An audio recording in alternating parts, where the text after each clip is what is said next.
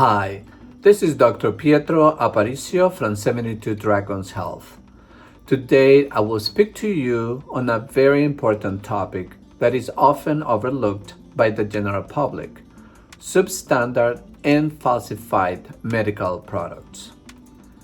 The World Health Organization states that falsified medical products can be dangerous as they do not contain any active ingredient or may contain the wrong ingredient. It is usually produced in a very unhygienic medium where there can be the formation of bacteria as well as impurities that can be harmful for consumption. On the other hand, substandard medical products are permitted but fail to match the disease's expectations. The World Health Organization claimed in 2009 that substandard medical items are authentic and authorized by the National Medicines Regulatory Authority, but do not satisfy the standards specified.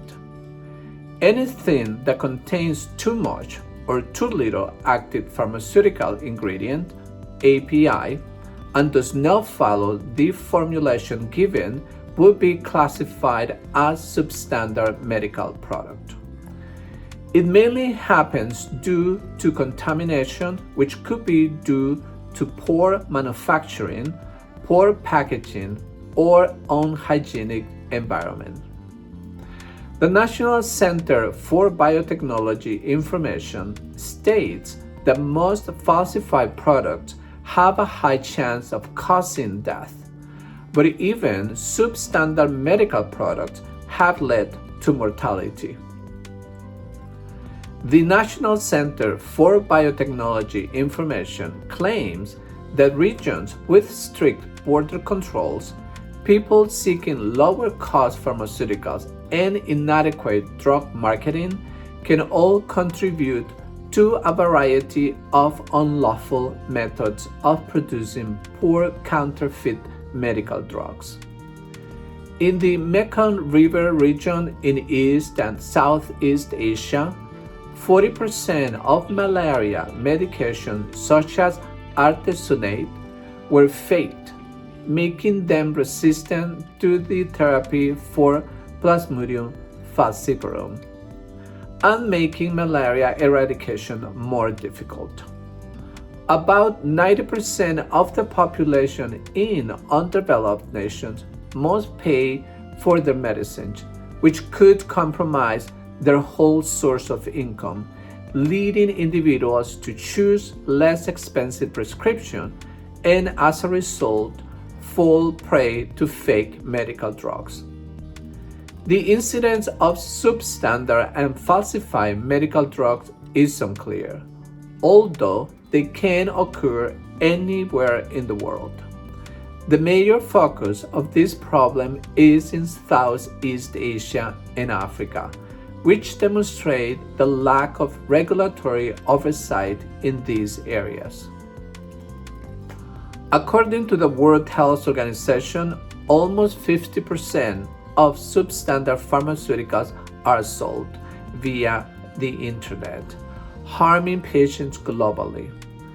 To increase drug quality, a strong regulatory framework and the necessity of pharmacovigilance are required to maintain any safety issues that impede the standard of formulation of specific drugs.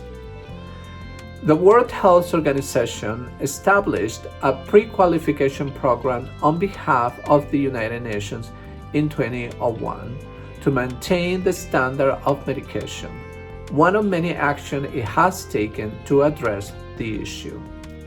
The lack of resources also has a significant impact on these problems because financing is necessary to acquire the necessary tools and hire qualified personnel. A generic drug provides affordable options and is required in some nations, but it is important to prioritize regulatory controls before releasing it into the market.